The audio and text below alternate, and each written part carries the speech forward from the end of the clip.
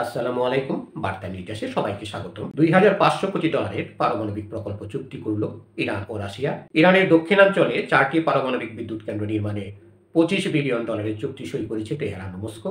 ইরানের সরকারি গণমাধ্যমের প্রতিবেদনে এ খবর জানানো হয়। গতকাল শুক্রবার এই ঘোষণা দেওয়া হয়েছে। এটি এমন এক সময় এসেছে যখন জাতিসংঘের নিরাপত্তা পরিষদে চীন ও রাশিয়া সমর্থিত একটি প্রস্তাবের উপর ভোটাভুটি হতে চলেছে। দর্শক, পরবর্তী খবর পেতে আমাদের চ্যানেলটি সাবস্ক্রাইব করে আমাদের পাশেই থাকুন। প্রস্তাবে ইরানের পারমাণবিক কর্মসূচির কারণে দেশটির উপর আন্তর্জাতিক নিষেধাজ্ঞা ফিরিয়ে আনার বিষয়টি অন্তত ৬ মাসের জন্য বিলম্বিত করার আহ্বান জানানো হয়েছে। ইরানের IARN সংবাদ সংস্থা জানিয়েছে, এই চুক্তির আওতায় হরমুজিগান প্রদেশের শিরিক শহরে ৫০০ হেক্টর জায়গায় ৪টি নতুন ইউনিট নির্মাণ করা হবে। প্রদেশটি সংযুক্ত আরব আমিরাত ও ওমানের কাছাকাছি অবস্থিত। IRNA আরও বলেছে, এই জেনারেশন 3 চুল্লিগুলো মিলিতভাবে ৫ গিগাওয়াট বিদ্যুৎ উৎপাদন করবে। রাশিয়ার রাষ্ট্রায়ত্ত পারমাণবিক সংস্থা রোসাটম গত বুধবার মস্কোতে ইরানের ছোট পারমাণবিক বিদ্যুৎ কেন্দ্র নির্মাণের একটি সমঝোতা স্মারক সই করার ঘোষণা দিয়েছিল। তবে সেখানে কতগুলো কেন্দ্র হবে তা বলা হয়নি।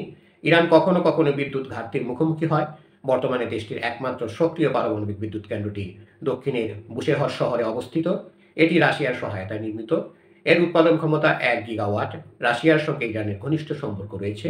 জুনে মস্কো ইরানের পারমাণবিক স্থাপনায় যুক্তরাষ্ট্র ও ইসরায়েলের হামলার তীব্র সমালোচনা করেছিল। ওই সময় ইসরায়েল দাবি করেছিল ইরান পরমাণু অস্ত্র অর্জনের পথে, যদিও তারা কোনো প্রমাণ দেখায়নি। পশ্চিমা দেশগুলো দীর্ঘদিন ধরে সন্দেহ করছে যে ইরান পারমাণবিক বিদ্যুৎ কেন্দ্রের আড়ালে পরমাণু অস্ত্র নির্মাণ করতে পারে। ইরান এ অভিযোগ অস্বীকার করে আসছে।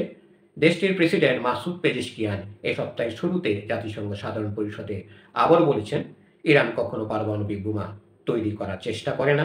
রাশিয়া ও ইরানের উপর কঠোর জাতিসংঘের নিষেধাজ্ঞা আবার ফিরিয়ে আনার বিরুদ্ধে। তারা চায় ২০১৫ সালে ইরানের সঙ্গে সই করা বিশ্ব শক্তিগুলোর পরমাণু চুক্তি কূটনৈতিক পথ ধরে বজায় রাখা হোক। ইরানের বিরুদ্ধে নিষেধাজ্ঞা সংক্রান্ত ওই স্ন্যাপব্যাক মেকানিজম আজ শনিবারের মধ্যে কার্যকর হবে। এটি ফিরিয়ে আনার পক্ষে রয়েছে ফ্রান্স, জার্মানি ও যুক্তরাজ্য। ধন্যবাদ সবাইকে এতক্ষণ ধরে আমাদের পাশে থাকার জন্য। পরবর্তী সংবাদ পেতে আমাদের চ্যানেলটি সাবস্ক্রাইব করে আমাদের পাশেই থাকুন।